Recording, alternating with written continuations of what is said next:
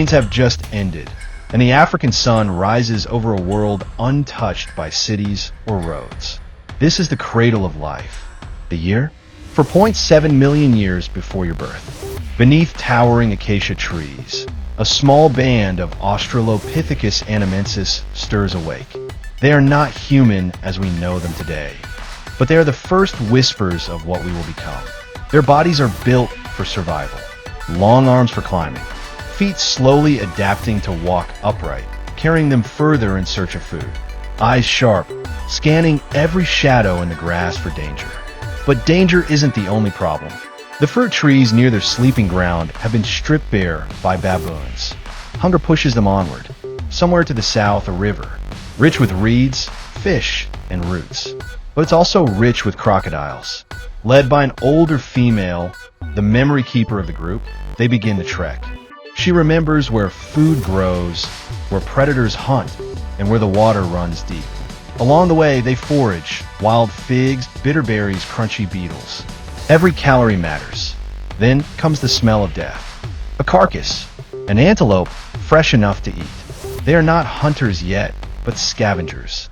Using rocks to smash open the skeleton, they scoop out the marrow, warm, fatty, rich in energy. This is a feast by prehistoric standards. Night falls fast in this world. Predators own the darkness. They climb into the fork of a massive sycamore fig tree, pressing close for safety.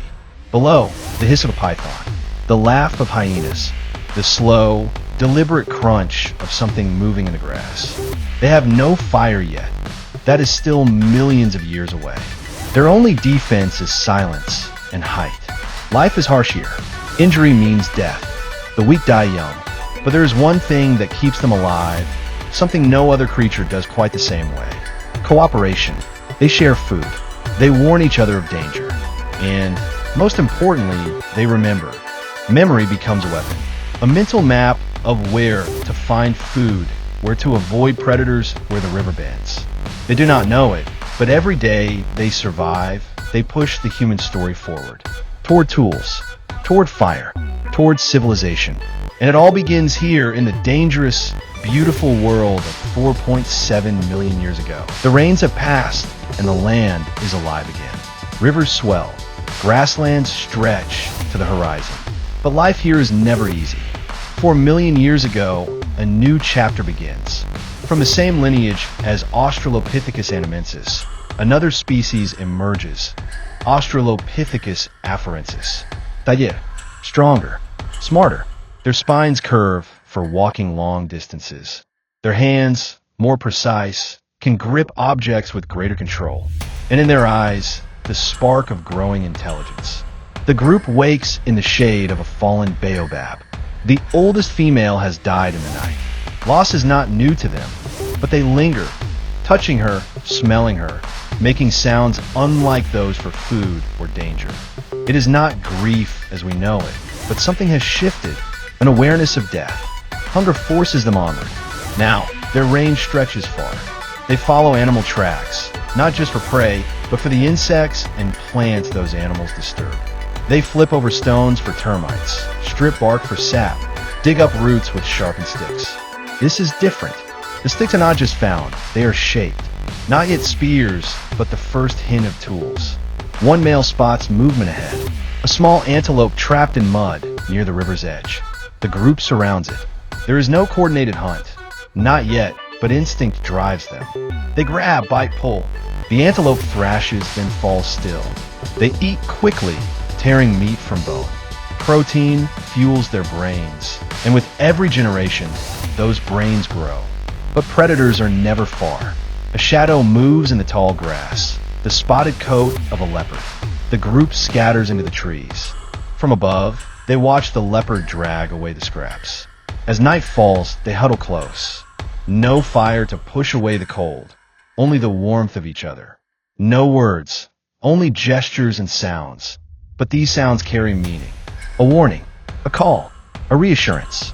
Cooperation is still their greatest strength. And now, with sharper tools, broader memory, and stronger bonds, they're more than just survivors. They're explorers, pathfinders in a dangerous, changing world.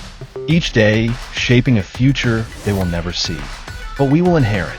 And so the journey continues. The winds sweep across the East African plains, carrying the smell of dry grass and distant rain. It is 2 million years ago, and the world has changed. The grasslands are wider now, dotted with herds of antelope, zebra, and giant prehistoric buffalo. Predators are larger, faster, and hungrier. To survive here requires more than strength, it requires thinking. From the shadows of a rocky outcrop emerges a new kind of human, Homo habilis.